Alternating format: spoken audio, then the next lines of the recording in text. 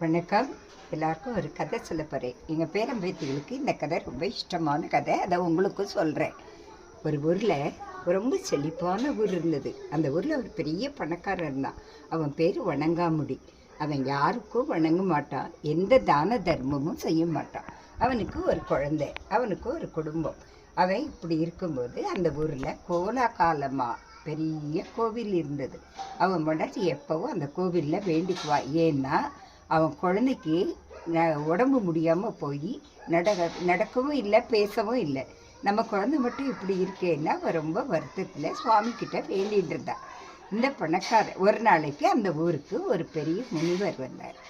அந்த முனிவர் என்ன சொன்னார்னா, அந்த முனிவர் கொஞ்சம் வைத்தியங்கள் பண்ணுறது, ஜனங்களுக்கெல்லாம் நல்லது பண்ணுறது, ஒரு பெரிய ஒரு ஞானி அவர்.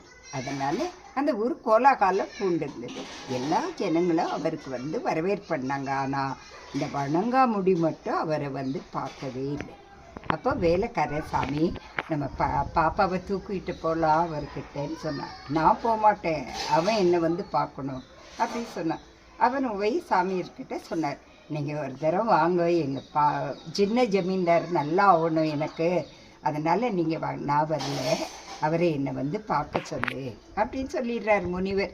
இவர் சரி தில்தார பழங்கள்லாம் வாங்கிட்டு இந்த பழமெல்லாம் வாங்கியிருக்கேன் பாருன்னாரு.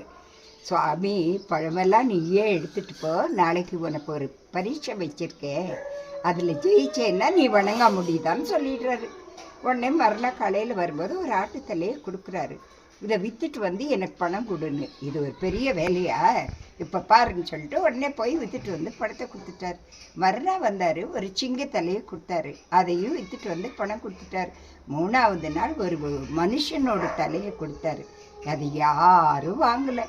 அதனால வீட்டு வாசலில் கொண்டு போய் அவன் தொப்புன்னு போட்டு, யாருமே வாங்கலையே இந்த தலையை நெட்டு பேசாத இருந்துட்டான். மறுநாள் கிளம்புற ஒரே நாத்தம்.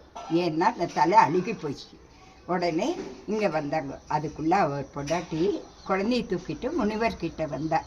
முனிவர் வைத்தியம் பண்ணார். குழந்தையும் நல்லாச்சு. வணங்காமுடிக்கு புத்தி வந்தது. ஓ, நம்ம தலை இந்த மாதிரி அழுகி போகிற தலை, இதை வச்சுட்டா நம்ம இந்த ஆட்டம் ஆடுறோம் அப்படின்னு தன் மனசில் நல்லா நினச்சி அவர் என்ன செஞ்சார்னா, உடனே திருந்தி ஜனங்களுக்கு தான தர்மம் எல்லாம் பண்ணார். குழந்தையினுடைய அன்பை அவர் அனுபவித்தார். அதனால் பக்தியும் ஸ்ரத்தையும் ஒரு மனுஷனுக்கு இருந்தால் அவன் நல்ல வழியாக ஆவான். அவனும் நல்ல வழியாகி வணங்காமுடி ரொம்ப நல்லா இருந்தான் அப்படின்னு இது ஒரு கதை. சூப்பர் அஜய், சூப்பர் கதை. தேங்க்யூ.